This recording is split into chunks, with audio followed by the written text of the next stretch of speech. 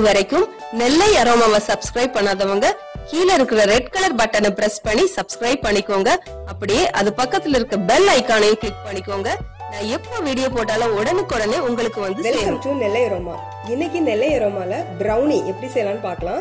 அந்த பிரவுனி செய்யறதுக்கு ஒரு 3/4 கப் மைதா, 1/4 டீஸ்பூன் பேக்கிங் பவுடர், ஒரு 100 கிராம் சாக்லேட், நான் இன்னைக்கு டார்க் சாக்லேட் எடுத்திருக்கேன்.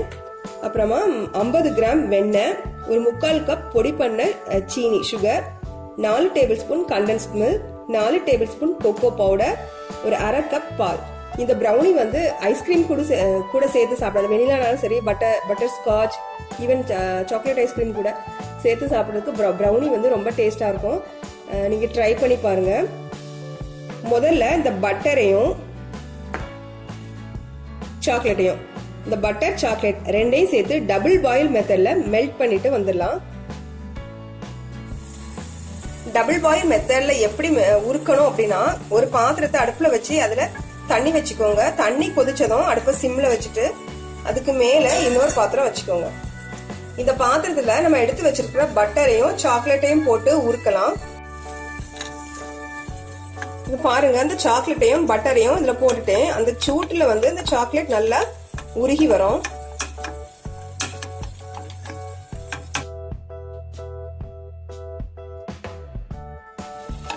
இப்ப பாருங்க, இந்த சாக்லேட்டும் பட்டரும் சேர்ந்து நல்லா உருகிட்டு இப்ப நம்ம ஸ்டவ் ஆஃப் பண்ணிடலாம்.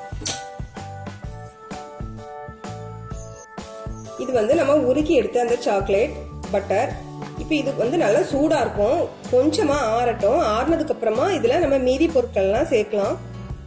இப்ப இந்த சாக்லேட் வந்து ஆறிட்டு இப்ப நம்ம மீதி பொருட்களை சேர்த்துலாம். நீங்க வெறுமனே சாக்லேட் மட்டும் மெல்ட் பண்ணீங்க அப்படின்னா அது சீக்கிரமா வந்து கெட்டி ஆயிரும் ஆற ஆற.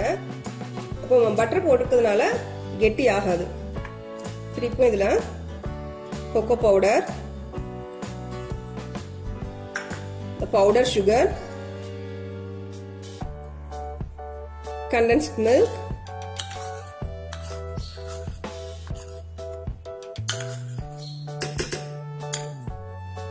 பால், 1/2 கப் பால்,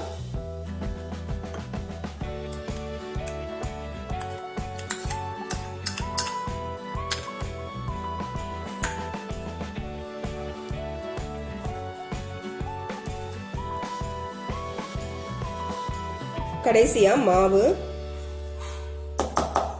இந்த 1/4 டீஸ்பூன் பேக்கிங் பவுடர், இதெல்லாம் சேர்த்து நல்லா கலந்து விட்டுலாம்.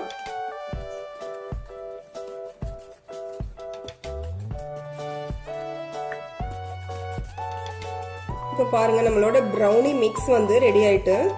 இதை வந்து இப்போ கேக் டின்னுக்கு மாத்திரலாம். பிரவுனி எப்பவுமே ஸ்கொயர் டின்ல பேக் பண்ணுங்க.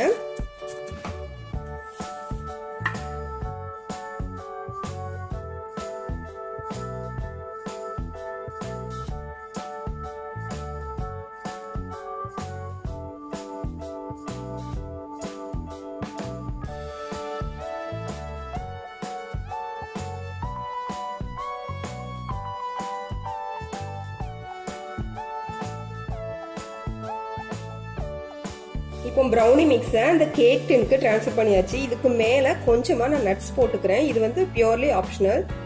எந்த நட்ஸ் வேணாலும் போட்டுக்கலாம். இன்னைக்கு கேஷ்யூ போடுறேன். நீங்க வால்நட், பிஸ்தா அப்படி எது வேணாலும் போட்டுக்கோங்க. சரி, இப்போ வந்து இந்த பிரவுனி மிக்ஸை நம்ம பேக் பண்ணிட்டு வந்துடலாம். இந்த ப்ரீஹீட்டட் அவன்ல ஒரு 160 டிகிரி செல்சியஸ்ல 20 ல இருந்து 25 நிமிஷம் பேக் பண்ணலாம். சில அவனுக்கு அவன் வந்து டெம்பரேச்சர் மாறுபடும். சரி, இப்போ இதை வந்து நம்ம பேக் பண்ணிட்டு வந்துடலாம். பிரவுனி அவன்ல இருந்து வெளியே வந்தாச்சு.